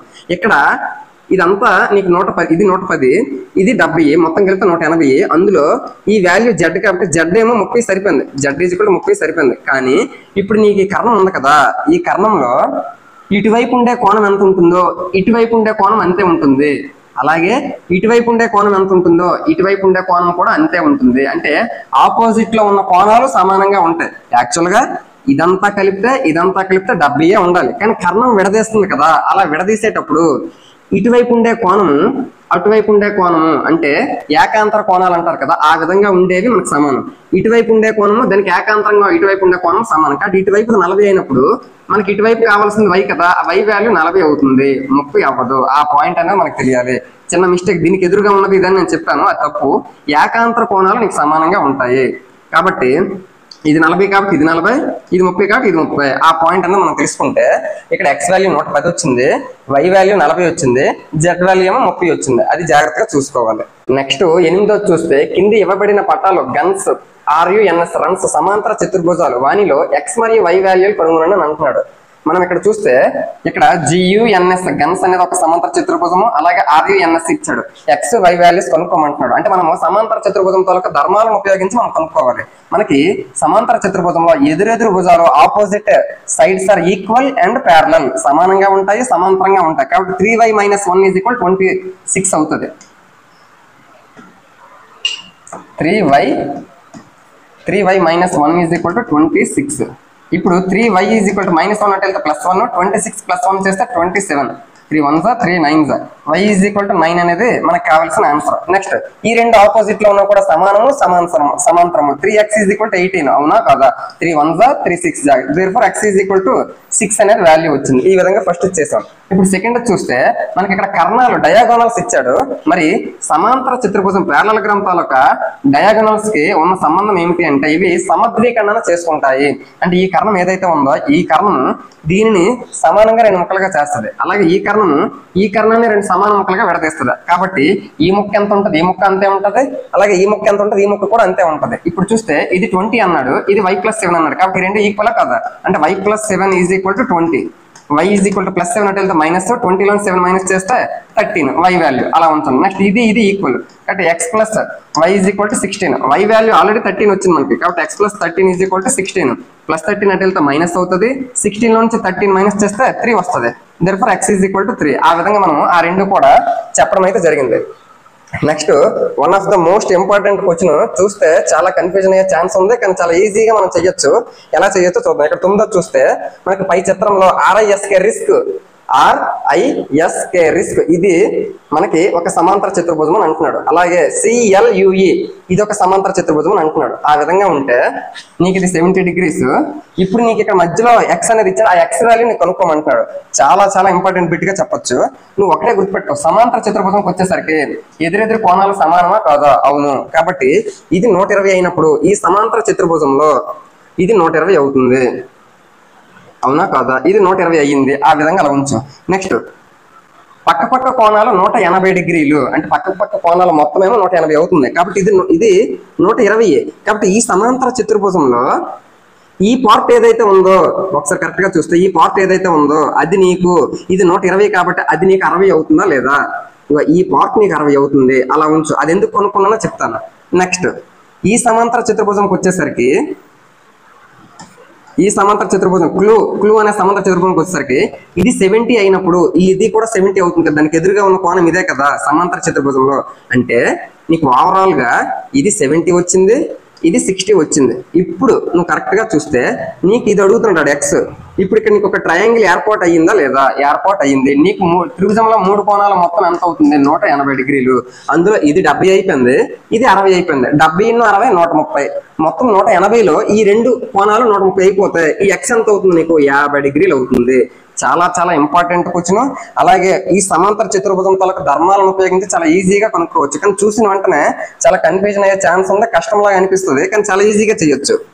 ఈ సమాంతర చతుర్భుజం ఊహించుకుంటే ఇది 120 కాబట్టి ఇది 120 ఎలా వచ్చింది? దీనికి ఎదురుగా ఉన్న కోణం కాబట్టి. ఇది 120 కాబట్టి ఇది 60 అవుతుంది. ఎందుకు? పక్క పక్క కోణాలు మొత్తం సంపూరకాలు 180 డిగ్రీలు. నెక్స్ట్ ఇది 70 అయినప్పుడు ఇది 70 అవుతుంది. అంటే ఇక్కడ ఉన్న త్రిభుజంలో 60 70 తెలిసిపోయింది కాబట్టి ఇది ఎంత అవుతుంది? నీకు కావాల్సిన ఎక్స్ 50 డిగ్రీలు అవుతుంది. ఆ విధంగా మనం చేయాలి. నెక్స్ట్ 10వ చూస్తే పటం 3.2 సమలంబ చతుర్భుజం ఎలా అవుతుందో వివరించండి అంటున్నాడు. ఇక్కడ చూస్తే మనకి ఇది 80 అంటున్నాడు, ఇది 100 అంటున్నాడు. మనకి ఇటువంటివన్నీ అవుతుందా లేదా ఎలా చెప్తామంటే, మనకి సమలంబ చతుర్భుజం ట్రెపీజియంకి వచ్చేసరికి, ఇంగ్లీష్ లో ట్రెపీజియం అంటారు, ట్రెపీజియంకి వచ్చేసరికి ఒక జత ఎదురెదురు భుజాలు సమాంతరంగా ఉంటాయి. అంటే ఇది సమాంతరం. ఆ విషయం మనకు ఎలా తెలుస్తుంది? ఇక్కడ క్లియర్ గా ఇచ్చాడు, ఇది 100 ఇది 80 అని. 2 సమాంతర రేఖలను ఒక తిర్యక రేఖ ఖండించేటప్పుడు అందు లోపల ఉండే అంతర్కోణాల మొత్తం 180 డిగ్రీలు అవ్వాలి. కాబట్టి ఈ 2 కలిపి 180 అవ్వాలి. ఆ విధంగా ఈ 2 రేఖలుగా మనం భావించుకుంటే, అందులో ఇది ఒక తిర్యక రేఖ భావించుకుంటే అందు లోపల కదా అంతర్కోణాలు 180 డిగ్రీలు ఉన్నదా లేదా? కాబట్టి ఈ 2 రేఖలు కూడా సమాంతర రేఖలు అనే విషయం నీకు అర్థమైంది. ఎలా అర్థమైంది? తిర్యక రేఖ ఒకే వైపు ఉన్న అంతర్కోణాల మొత్తం 180 డిగ్రీలు. ఆ పాయింట్ ఉపయోగించారు. ఈ 2 కలిపి 180 అయిందంటే అర్థం ఏంటి? ఈ 2 రేఖలు కూడా సమాంతర రేఖలు. నీకు సమాంతర రేఖలు ఎప్పుడు అవుతాయి? సమలంబ చతుర్భుజంలో ఒక జత ఎదురెదురు భుజాలు సమాంతరంగా ఉంటాయి కాబట్టి సమాంతరంగా ఉన్నాయి కదా, సమాంతరంగా ఉన్నాయి కాబట్టి సమలంబ చతుర్భుజం అవుతుంది కదా అక్కడతోటి. నెక్స్ట్ పటం 3.3లో ఏబి ప్యారలల్ డిసి. ఏబి ఉంది, ఇది డిసికి ప్యారలల్ గా ఉందని అంటున్నాడు.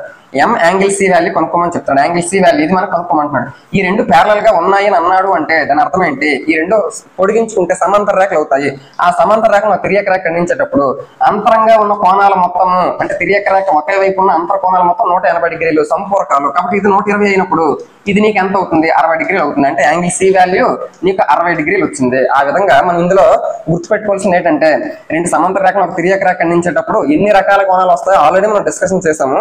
దాని ప్రకారంగా ఈజీగా చేయొచ్చు. నెక్స్ట్ 12వ పటం 3.34లో దాని ప్రకారంగా ఎస్పి ప్యారలల్. ఈ పాయింట్ ఉపయోగించాలంటే సమాంతర రేఖలు. సమాంతర రేఖలు అన్నాడు అంటే తిర్యక రేఖలు, అంటే తిర్యక రేఖ ఖండించేటప్పుడు నీ మైండ్ లోకి ఏ కోణాలు వస్తాయి అవన్నీ గుర్తుకు తెచ్చుకోవాలి.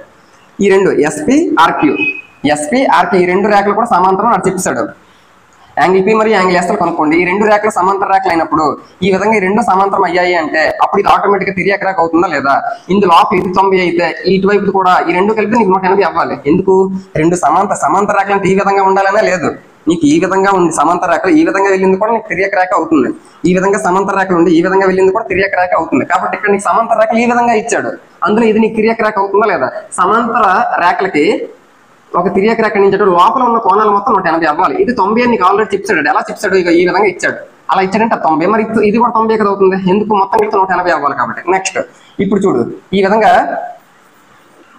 2 సమాంతర రేఖలు ఇచ్చాడు. అందులో ఇది తిర్యక రేఖ ఖండించింది. ఇది ఒక తిర్యక రేఖగా నువ్వు భావించాలి. అలా భావిస్తే ఈజీగా చేయొచ్చు. అప్పుడు అంతరంగా ఉన్న కోణాలు మొత్తం 180 డిగ్రీలు. కాబట్టి ఇది 130 అయినప్పుడు ఇది ఆటోమేటిక్ 50 అవుతుంది. అంటే పి వాల్యూ 50 వచ్చింది ఇక్కడ. అలాగే ఎస్ వాల్యూ ఏమో 90 వచ్చింది. ఆ విధంగా మనము 2 సమాంతర రేఖలు ఒక తిర్యక రేఖ ఖండించేటప్పుడు ఎన్ని రకాల కోణాలు వస్తాయి అవి మన మైండ్ లోకి వస్తే ఇటువంటి క్వశ్చన్స్ అన్ని ఈజీగా చేయొచ్చు.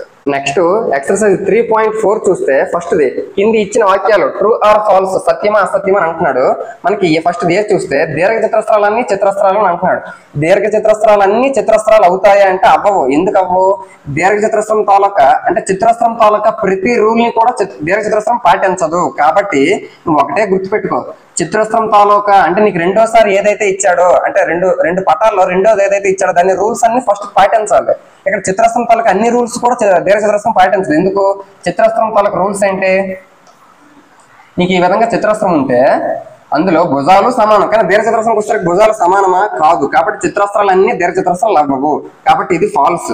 నెక్స్ట్ బి చూస్తే సమచతుర్భుజాలన్నీ సమాంతర చతుర్భుజాలు. అంటే సమాంతర చతుర్భుజం తాలూకు రూల్స్ అన్ని సమచతుర్భుజం పాటించాలి. సమాంతర చతుర్భుజం తాలూకు రూల్స్ అన్ని సమచతుర్భుజం పాటించాలి. సమాంతర చతుర్భుజము అంటే ఏమిటి? పారలగ్రామ్ ఈ విధంగా ఉంటుంది. దీని తాలూకు రూల్స్ అన్ని కూడా సమచతుర్భుజం పాటించాలి. పాటిస్తాయా లేదా? సమాంతర చతుర్భుజం తాలూకు రూల్స్ ఏంటి? ఎదురెదురు కోణాలు సమానము. అది సమచతుర్భుజం రాంబస్ కూడా ఎదురెదురు కోణాలు సమానం. అలాగే సమద్వికరణం చేసుకోవాలి, కర్ణాలు సమద్వికరణం చేసుకుంటాయి. కాబట్టి అన్ని సమాంతర చతుర్భుజం తాలూకు అన్ని రూల్స్ కూడా రాంబస్ పాటిస్తుంది, సమచతుర్భుజం పాటిస్తుంది. కాబట్టి ఇది రైట్ గా మనం చెప్పొచ్చు, అంటే ట్రూగా మనం చెప్పొచ్చు. నెక్స్ట్ సి చూస్తే చతురస్రాలన్నీ సమచతుర్భుజాలు మరియు దీర్ఘ చతురస్రాలు. అంటే చిత్రస్త్రాలు అన్ని కూడా సమచతుర్భుజాలు అలాగే దీర్ఘచతురస్రాలు. అంటే సమచతుర్భుజం తాలూకు రూల్స్ అన్ని చిత్రస్త్రాలు పాటిస్తున్నాయి, కాబట్టి రైట్. దీర్ఘచతురస్రం తాలూకు రూల్స్ అన్ని కూడా చిత్రస్త్రాలు పాటిస్తున్నాయి. అంటే దీర్ఘచతురస్రంకి ఏ రూల్స్ ఉన్నాయి? ఎదురెదురు భుజాలు సమానం, అన్ని కోణాలు 90, ఆ విధంగా దీని తాలూకు రూల్స్ అన్ని పాటిస్తున్నాయి. అలాగే సమచతుర్భుజం తాలూకు అన్ని రూల్స్ కూడా పాటిస్తుంది. సమచతుర్భుజం అంటే ఏంటి? రాంబస్. రాంబస్ తాలూకు అన్ని రూల్స్ కూడా పాటిస్తుంది. ఎందుకు? రాంబస్ తాలూకు ఫార్ములా ఇది రూల్స్ అంటే ఎదురెదురు కోణాలు సమానము, చిత్రస్త్రంలో కూడా ఎదురెదురు కోణాలు సమానమే. అలాగే అన్ని భుజాలు సమానము, చిత్రస్త్రంలో కూడా అన్ని భుజాలు సమానం. అంటే రాంబస్ తాలూకు ప్రతి రూల్ కూడా చిత్రస్త్రం పాటిస్తుంది. కాబట్టి చిత్రస్త్రాలు అన్ని సమచతుర్భుజాలు అవుతాయి, దీర్ఘచతురస్రాలు కూడా అవుతాయి. కాబట్టి ఇది కూడా రైట్, ఇది కూడా right. First wrong. Next D చూస్తే చిత్రస్త్రాలన్నీ సమాంతర చతుర్భుజాలు కావు అని అంటున్నాడు. అంటే సమాంతర చతుర్భుజం తాలూకు రూల్స్ చిత్రస్త్రం పాటిస్తుంది. సమాంతర చతుర్భుజం తాలూకు ప్రతి రూల్ కూడా చిత్రస్త్రం పాటిస్తుంది. అంటే నీకు సెకండ్ ఏదైతే ఇచ్చాడో దాని తాలూకు రూల్స్ అన్ని ఫస్ట్ పాటించాలి. సమాంతర చతుర్భుజం తాలూకు అన్ని రూల్స్ కూడా చిత్రస్త్రం పాటిస్తుంది. కానీ వీడేమో కాదు అని అంటున్నాడు, కాబట్టి తప్పు. యాక్చువల్గా అవుతుంది. ఇది ఒక లేదు అనుకుంటే చిత్రస్త్రాలన్నీ సమాంతర చతుర్భుజాలు అని అంటే అది రైట్ అవుతుంది, కానీ ఇది కాదు అని అంటున్నాడు కదా, కాబట్టి ఇది ఇచ్చింది తప్పు. నెక్స్ట్ గాలిపటాలన్నీ సమచతుర్భుజాలు. అంటే సమచతుర్భుజం తాలూకా ప్రతి రూల్ కూడా గాలిపటం పాటించాలి. సమచతుర్భుజం తాలూకా ప్రతి రూలు, సమచతుర్భుజం అంటే రాంబస్, దాని తాలూకా ప్రతి రూల్ కూడా పాటించాలి. సమచతుర్భుజం అంటే ఏంటి? 4 భుజాలు సమానంగా ఉండాలి, కానీ గాలిపటం వచ్చేసరికి 4 భుజాలు సమానంగా ఉండవు, కాబట్టి ఇది రాంగ్. నెక్స్ట్ ఎఫ్ సమచతుర్భుజములన్నీ గాలిపటాలు. అంటే గాలిపటం తాలూకా ప్రతి రూల్ కూడా సమచతుర్భుజం పాటించాలి.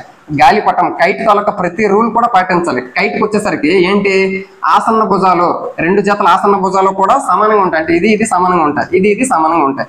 అవి సమచతుర్భుజంకి వచ్చేసరికి రాంబస్ కూడా ఈ 2 సమానంగా ఉంటాయి, ఈ 2 సమానంగా ఉంటాయి. అలాగే లంబ సమద్వికరణం చేసుకుంటాయి. అంటే ఒకవైపు మాత్రం లంబ సమద్వికరణం చేస్తుంది. ఇందులోన ఒకవైపుతో పాటు 2 వైపులు కూడా సమద్వికరణం చేస్తున్నాయి. అంటే దీని తాలూకు రూల్ పాటిస్తూ ఎక్స్ట్రా రూల్స్ కూడా దీనికి ఉన్నాయి, అవునా కదా? కొంచెం ఎక్కువ క్వాలిటీస్ ఉన్నాయి రాంబస్ కి. కాబట్టి గాలిపటం తాలూకా ప్రతి రూల్ కూడా రాంబస్ పాటిస్తుంది, కాబట్టి ఇది సత్యము. నెక్స్ట్ సమాంతర చతుర్భుజాలన్నీ సమలంబ చతుర్భుజాలు. అంటే సమలంబ చతుర్భుజం తాలూకా ప్రతి రూల్ కూడా సమాంతర చతుర్భుజం పాటించాలి. సమలంబ చతుర్భుజం ట్రెపీజియం అంటే ఏంటి? ట్రెపీజియం అంటే ఒక జత ఎదురెదురు సమానంగా ఉండాలి భుజాలు, అదే ట్రెపీజియం. దాని తాలూకు రూల్ సమాంతర చతుర్భుజం పాటించదా? ఈ 2 జతల ఎదురెదురు భుజాలు కూడా సమాంతరంగా ఉంటాయి. అంటే దాన్ని పాటిస్తూ ఎక్స్ట్రాగా ఇంకా దీనికి ఎక్కువ క్వాలిటీస్ ఉన్నాయి, అవునా కాదా? కాబట్టి సమాంతర చతుర్భుజం తాలూకా ప్రతి రూల్ కూడా సమలంబ చతుర్భుజం తాలూకా ప్రతి రూల్ కూడా సమాంతర చతుర్భుజం పాటిస్తుంది, కాబట్టి ఇది కూడా కరెక్టే. నెక్స్ట్ చతురస్త్రాలన్నీ సమలంబ చతుర్భుజాలు. సమలంబ చతుర్భుజము ట్రెపీజియము. ట్రెపీజియం తాలూకా ప్రతి రూల్ కూడా నీకు చిత్రస్త్రం పాటిస్తుందా లేదా? పాటిస్తుంది. ఎందుకు? దీని రూల్ ఏంటి? ట్రెపీజియం తాలూకా రూల్ ఏంటి? ఒక జత ఎదురెదురు భుజాలు సమాంతరంగా ఉంటాయి. ఇక్కడ చూస్తే 4 భుజాలు సమానము, 4 భుజాలు సమాంతరము, అన్ని కోణాలు సమానం. అంటే దీంతో పోలిస్తే అన్ని రకాలుగా ఇది చాలా బెటర్. అంటే దీని రూల్స్ అన్ని కూడా పాటిస్తుంది. కాబట్టి వాడు కూడా ఏమన్నాడు? చిత్రస్త్రాలు అన్ని కూడా సమలంబ చతుర్భుజాలు అవుతాయా? అవుతున్నాయి కదా, కాబట్టి హెచ్ కూడా కరెక్టే. ఆ విధంగా సెకండ్ టైం వచ్చిన దాన్ని అన్ని ఫస్ట్ పాటిస్తుందా లేదా చూసుకుంటే చాలా ఈజీగా చేయొచ్చు. ఇటువంటి చేయడానికంటే అన్నిటికంటే ముందు వాటి తాలూకా ధర్మాలు తెలిస్తే మనం ఈజీగా చేయొచ్చు. నెక్స్ట్ సెకండ్ చూస్తే కింది ధర్మాలను కలిగి ఉన్న చతుర్భుజాలను గుర్తించండి. 4 భుజాలు సమానంగా ఉండేటటువంటి చతుర్భుజాలు ఏవేవో గుర్తించమంటున్నాడు. 4 భుజాలు 4 సైడ్స్ ఈక్వల్ గా ఉన్న మనకి క్వాడ్రిలేటరల్స్ ఏవైనా ఉన్నాయంటే అవి 2 మాత్రమే. ఒకటి చిత్రస్త్రము, అలాగే ఇంకొకటి రాంబస్. స్క్వేర్ అలాగే రాంబస్, ఈ 2 మాత్రమే. రాంబస్ తెలుగులో సమచతుర్భుజం అని కూడా అంటారు. కాబట్టి 4 భుజాలు సమానంగా ఉన్నవి కేవలం 2 మాత్రమే. ఏంటి అవి? రాంబస్ సమచతుర్భుజము, అలాగే చతురస్రము స్క్వేర్. నెక్స్ట్ 4 లంబ కోణాలు కలిగినటువంటివి ఏ ఉన్నాయి? 4 లంబ కోణాలు కలిగినటువంటివి ఏవైనా ఉన్నాయంటే అవి దీర్ఘచతురస్రము రెక్టాంగిల్, అలాగే చతురస్రము స్క్వేర్. ఈ 2 మాత్రమే. 4 కోణాలు 90 డిగ్రీలు ఉంటాయి. దీర్ఘచతురస్రంకి ప్రతి కోణం 90 ఉంటుంది, చతురస్రంకి ప్రతి కోణం 90 డిగ్రీలు ఉంటుంది. ఆ విధంగా మనం చూసుకోవాలి. నెక్స్ట్ మూడోది, చతురస్రం క్రింది వాటికి ఎలా సరిపోతుందో వివరించండి. చతుర్భుజము, చతుర్భుజం తాలూకు రూల్ ఏంటి? 4 భుజాలు. చతుర్భుజం తాలూకు రూల్ ఏంటి? 4 భుజాలతో ఏర్పడే సరళ సంవృత పటము మనకి చతుర్భుజం అవుతుంది. అలాగే 4 భుజాలతో ఏర్పడ్డయ్యేదే కదా చతురస్రం కూడాను. అంటే దీని తాలూకా చతుర్భుజం తాలూకు రూల్ చతురస్రం పాటిస్తుంది, సరిపోతుంది. నెక్స్ట్ సమాంతర చతుర్భుజం తాలూకు రూల్ ఏంటి? సమాంతర చతుర్భుజంది సమాంతర చతుర్భుజం తాలూకు రూల్ ఏంటంటే ఎదురెదురు కోణాలు సమానము, అలాగే ఎదురెదురు భుజాలు సమాంతరము సమానం, అవన్నీ కూడా ఇది కూడా పాటిస్తుంది. కాబట్టి ఆ రకంగా ఇది సరిపోతుంది. నెక్స్ట్ సమ చతుర్భుజము.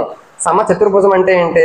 4 భుజాలు సమానము, ఎదురెదురు కోణాలు సమానము, లంబ సమద్వికరణం చేసుకుంటాయి. ఈ రూల్స్ అన్ని కూడా చతురస్రం పాటిస్తుంది. 4 భుజాలు సమానము, అలాగే కర్ణాలు లంబ సమద్వికరణం చేసుకుంటాయి, ఎదురెదురు కోణాలు కూడా సమానం. అంటే రాంబస్ తాలూకా ప్రతి రూల్ కూడా చతురస్రం పాటిస్తుంది. ఒకటే గుర్తుపెట్టుకోవాలి, చతురస్రం అనేది మిగిలిన అన్నింటి తాలూకా రూల్స్ అన్ని పాటిస్తుంది, అది గుర్తుపెట్టుకోవాలి. నెక్స్ట్ ఫోర్త్ చూస్తే కర్ణాల ఆధారంగా కింది చతుర్భుజాలను పేర్కొనని అంటున్నాడు. పరస్పరం సమద్వికరణ బైసెక్టర్ అయ్యేటటువంటివి ఏవైనా ఉన్నాయని అంటే మనం ఫస్ట్ చూస్తే మనకి ప్యారలగ్రామ్ నుంచి స్టార్ట్ అవుతుంది. ప్యారలగ్రామ్ లో కర్ణాలు సమద్వికరణం చేసుకుంటాయి, అంటే రెండు ఈక్వల్ గా డివైడ్ అవుతాయి. అంటే ఈ కర్ణం దానిని ఈక్వల్ గా చేస్తుంది, అలాగే ఈ కర్ణం దీన్ని ఈక్వల్ గా చేస్తుంది. అలాగే నెక్స్ట్ దీర్ఘ చతురస్రంకి వచ్చేసరికి ఈ రెండు కూడా సమద్వికరణం చేస్తాయి. నెక్స్ట్ రాంబస్ వచ్చేసరికి అలాగే ఈ కర్ణం దీనిని సమద్వికరణం చేస్తుంది, అలాగే ఈ కర్ణం దీన్ని సమద్వికరణం చేస్తుంది. నెక్స్ట్ చతురస్రంకి వచ్చేసరికి సమద్వికరణం చేస్తుంది. ఆ విధంగా సమద్వికరణం చేసేవి ఏవైనా ఉన్నాయంటే సమాంతర చతుర్భుజము, అలాగే దీర్ఘ చతురస్రము, రాంబస్ చతురస్రము. అది నెక్స్ట్ సెకండ్ పరస్పరం లంబ సమద్వికరణం చేసుకుంటాయి. పరస్పరం లంబ సమద్వికరణం చేసుకుంటాయి అంటే ఫర్ ఎగ్జాంపుల్ చూస్తే మనకి ప్యారలగ్రామ్ చూస్తే సమాంతర చతుర్భుజం ఇవి సమద్వికరణం అయితే చేసుకుంటాయి, కానీ లంబ సమద్వికరణం అంటే ఇక్కడ 90 డిగ్రీస్ అనేది రాదు, కాబట్టి ఇది మనకి అవ్వదు. ఆ విధంగా నెక్స్ట్ దీర్ఘ చతురస్రం చూస్తే పరస్పరం సమద్వికరణం అయితే చేసుకుంటాయి, కానీ ఇక్కడ 90 డిగ్రీస్ అయితే ఉండదు, కాబట్టి ఇది కూడా కాదు. అంటే పరస్పర లంబ సమద్వికరణ పర్పెండిక్యులర్ బైసెక్టర్ చేసేవి ఏమేమి ఉన్నాయంటే అవి రెండు మాత్రమే ఉన్నాయి. ఒకటి రాంబస్, అంటే ఈ కర్ణాన్ని సమద్వికరణం చేస్తుంది, అలాగే 90 డిగ్రీస్ కూడా ఏర్పాటవుతుంది. సేమ్ అలాగే స్క్వేర్ చతురస్రంకి వచ్చేసరికి ఈ కర్ణాన్ని 2 ఈక్వల్ పార్ట్స్ గా డివైడ్ చేస్తుంది, అలాగే 90 డిగ్రీస్ కూడా ఏర్పాటవుతుంది. కాబట్టి లంబ సమద్వికరణ చేసేవి రాంబస్, అలాగే స్క్వేర్ చతురస్రం, ఆ రెండు చెప్పుకోవాలి. నెక్స్ట్ సమానంగా ఉంటాయి, కర్ణాలు సమానంగా ఉండేవి ఏవి మనం చూస్తే సమాంతర చతుర్భుజంకి వచ్చేసరికి కర్ణాలు సమద్వికరణం చేసుకుంటాయి, కానీ సమానంగా ఉండవు. ఇది చిన్నది ఉంటుంది, ఇది పెద్దది ఉంటుంది.